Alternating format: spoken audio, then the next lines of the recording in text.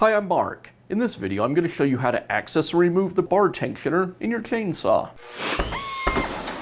I'll begin by removing the side cover from the chainsaw.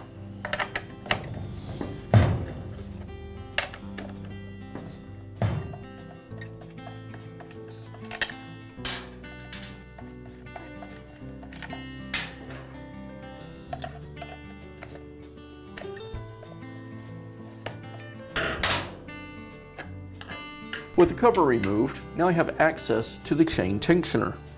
It's secured with this screw, and I'll go ahead and remove it.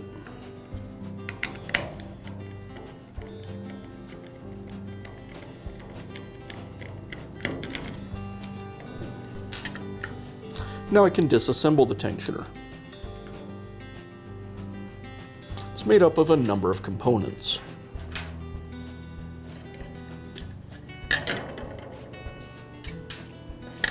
And that's how easy it is to access and remove the bar tensioner on your chainsaw.